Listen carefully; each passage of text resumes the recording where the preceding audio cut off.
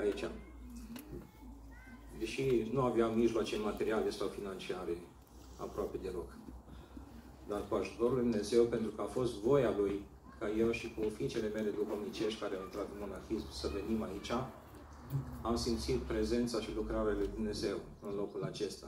Pentru că a fost voia Lui ca să renască viața duhovnicească pe aceste meleaguri frâncene.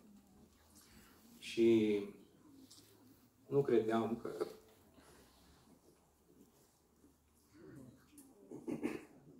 în atât de scurt timp o să înflorească mănăstirea aceasta. Și mai ales din anul 2013, de când este arhiepiscop al Buzăului și Francii, înalt preasfințitul Ciprian. Dânsul are pe lângă cunoștințele teologice, dogmatice, și un mare simț pragmatic și un mare rafinament în toate.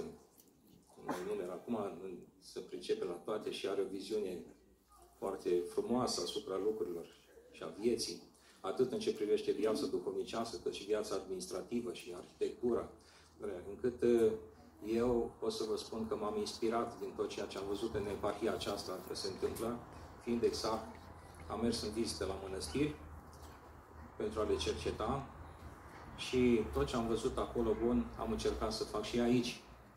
Astfel încât la Mănăstirea Sloveja se găsesc anumite lucruri frumoase de la mai multe mănăstiri. De exemplu, Pangarul nou, pe care îl vom simți după slujbă, după Sfânta Liturghie, este după modelul celui de la Mănăstirea Ciolan. Parcarea după cea de la Mănăstirea Brazi. Iar și toaleta publică este după cea de la Mănăstirea Sfânta Treime, Spodul Bulgarului. Mobilierul bisericesc după modelul Bisericii Învierea Domnului de la cimitirul Mănăstirii Rătești.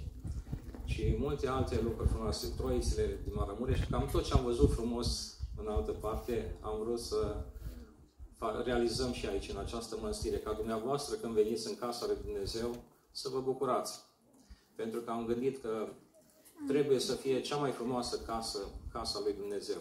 Cea mai frumoasă dintre toate casele. Mai frumoasă decât casele în care locuiesc mirenii, pentru că aici locuiește însuși Dumnezeu, care este izvorul binelui și al frumuseții.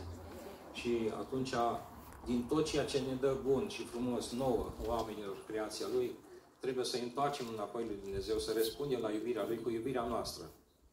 Din prinosul nostru, din tot ceea ce ne dă El, să întoarcem și lui Dumnezeu, să fie casa Lui cea mai frumoasă și noi să ne simțim aici cel mai bine, să fie ca o pregustare a Raiului, încă de aici de pe pământ, când suntem în comuniune cu Dumnezeu și între oaltă.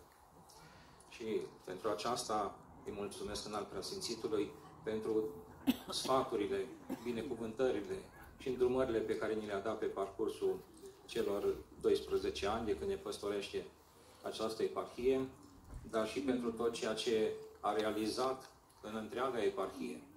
Pentru că s-a ridicat foarte mult nivelul acestei eparhii și continuă să se realizeze lucruri frumoase. Și întotdeauna când am făcut ceva, m-am gândit să fie spre slava lui Dumnezeu, spre folosul credincioșilor și spre mântuirea noastră.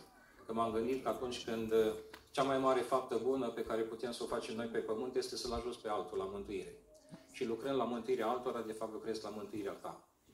Prin fapte bune și prin a arăta oamenilor lumina lui Hristos, calea pe care El ne-a arătat-o și care nu duce în alt part decât la împărăția lui Dumnezeu. La mântuire. Mântuirea înseamnă comuniunea cu Dumnezeu în împărăția Lui. Și Hristos ne-a arătat calea. Iubiți credincioși, vă îndemn să mergem toți pe această cale pe care Hristos ne-a arătat-o, pentru că nu este alta și este cea mai frumoasă. Vă mulțumim înalt preasfințite pentru slujire, pentru binecuvântare, pentru cuvântul pe care l-ați rostit. Părinților slujitori, le mulțumesc de asta, care a venit la centru eparhial și din județul Vrancea și corului Roman Melodu al eparhiei Buzăului și Vrancii, care a cântat atât de minunat și ne-a ajutat să ne înălțăm cu sufletele și cu inimile la cer. Și lui Dumnezeu pentru tot binele pe care îl revarsă asupra noastră. Amin. Vă mulțumim. Cum iubiți credincioși, trebuie să vă spun că pe Părintele Sofian îl cunosc de foarte multă vreme, de când viețuiam împreună la Mănăstirea Antim. Am slujit de acolo, Părintele era protosinghel, eu eram ierodiacon apoi, de asemenea, și eu preot. A venit în alta Sfințitul din Grecia de la doctorat. Da, eram ierodiacon, așa că ne cunoaște din 1999, de luna octombrie. Și sigur, Dumnezeu a rânduit să-și îndrepte pașii iarăși spre Moldova, spre Mănăstirea de Metanie, spre Mănăstirea Sihăstria, apoi în țara Moldovei, diferite ascultări, ca apoi să ajung aici, în țara Vrancei. Și când Dumnezeu mi-a încredințat această ascultare de arhipăstor al Muzeului și Vrancei, firește că m-am întâlnit cu dânsul, m-am bucurat. Am vizitat atunci Mănăstirea Soveja și am apreciat faptul, de fapt, ceea ce am văzut aici, implicarea sa, îmi confirma ceea ce deja cunoscusem de când era la Mănăstirea Antin, pentru că Părintele Sofian avea multe fiice duhovnicești care și-au dorit să îmbrățișeze viața monahală și l-au urmat. Și iată, împreună au pus bazele acestei mănăstiri, care cu certitudine va înflori și mai mult și vă va bucura pe toți. În al doilea rând vreau să felicit pe Maica Stariță Irina și vă mărturisesc că astăzi, împreună cu ceilalți părinți conslujitori, din momentul în care am intrat în biserică și apoi am ieșit aici, la altarul de bară, am simțit, ca și frățile voastre, un duh de pace, de liniște și care a fost confirmat și de organizarea impecabilă, pentru că toate au fost la locul lor și iată s-au îngrijit de frățile voastre, realizând acest umbrar. Și sigur, sunteți mai mulți, v-ați adăpostit, care lângă biserică, care în alte foișoare, și cei mai mulți aici, când vor crește acești frumoși platani, iată o să vă bucurați și mai mult de umbră, de răcoare, de adierea vântului și de vederea cerului senin printre frunzele platanilor. Așa că mulțumim lui Dumnezeu pentru această frumoasă zi și încă o dată felicitări Părintelui Sofian, Maicii Starițe, tuturor măicuților și dumneavoastră celor care iubiți în mod deosebit această mănăstire, ca și pe celelalte mănăstiri din țara Vrancei, pentru că vă implicați în mod concret și ajutați la înfrumusețarea bisericii. Pentru că am viețuit mulți ani la Mănăstirea Sihăstria și l-am avut duhovnic pe Părintele Cleopa, pe Cuviosul Cleopa, acum, am îndrăgit foarte mult viața Cuvioasei Teodora de la Sicla și am condus mulți pelerini la peștera Cuvioasei Teodora și să vizitez și Schitul Sicla, a cărui bisericuță din lemn, de acolo, din aia mică făcută dintr-un lemn, are hramul Schimbarea la față.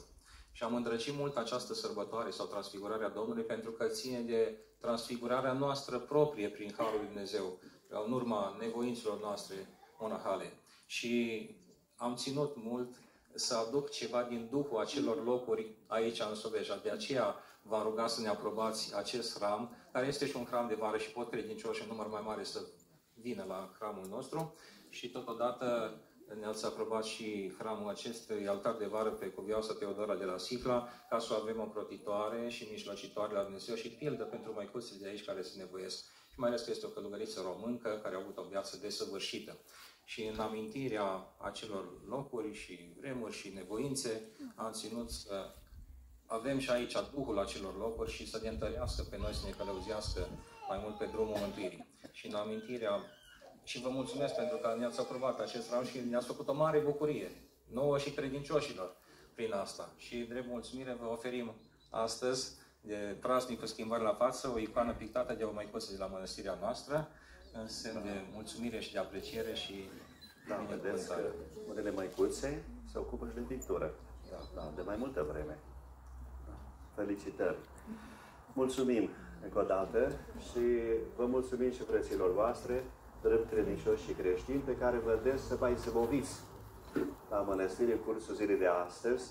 Și ce frumos este să vă aduceți copiii atunci, în momentele când sunteți mai copleșiți de probleme, aduceți-i la mănăstiri. Decât să meargă pe la mall-uri, acolo unde pierd timpul și nu dobândesc nimic, mai bine aduceți-i în mijlocul naturii, în locuri frumoase. Iată cum este această mănăstire care are un spațiu atât de generos și pot învăța multe lucruri și sunt convins că timpul aici petrecut nu este unul pierdut, ci este unul câștigat pentru Împărăția lui Dumnezeu. La mult și binecuvântați tuturor, la mulți ani!